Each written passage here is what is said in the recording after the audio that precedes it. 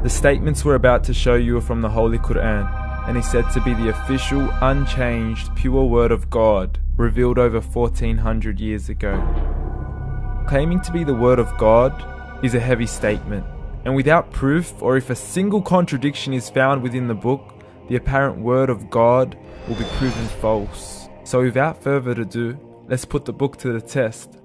In the 23rd chapter, titled The Believers, from the 12th to the 14th verses, God is said to give a detailed description of how the human being is formed. It begins by saying, "We then placed him as a sperm drop in a place of settlement, firmly fixed.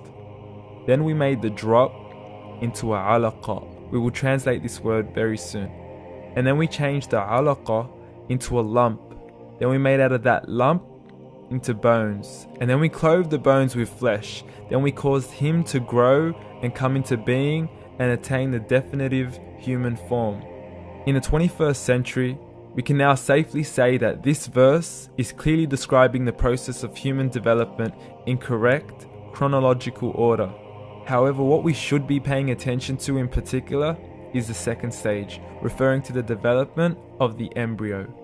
The specific word used to describe the embryo in this verse is the word alaqa. The word alaqa, when translated into English, can mean three separate things. Firstly, a blood clot, or to be suspended, that is to be hanging or clinging to something, or thirdly and finally, a leech. Now, all three definitions don't come anywhere near what we perceive to be the human embryo.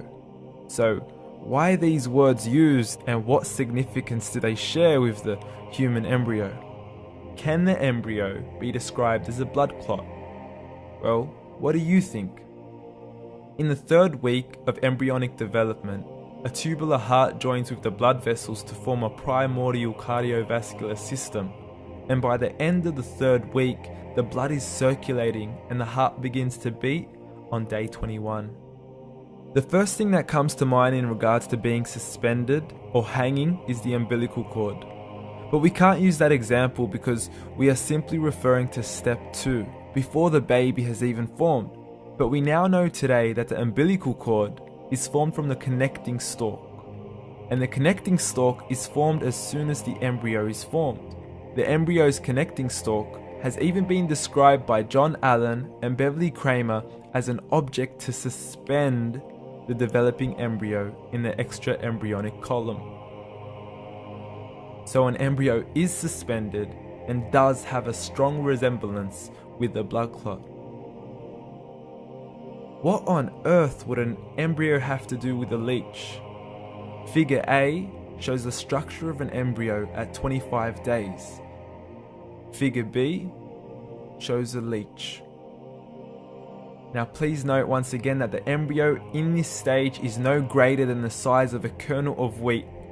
This is an X-ray of the embryo at 22 days.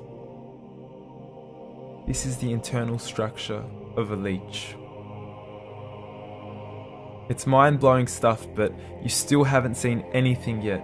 This is the head of the embryo at 22 days.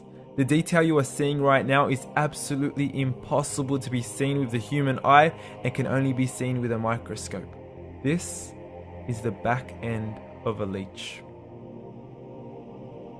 There's no other words used to describe this other than mind-blowing.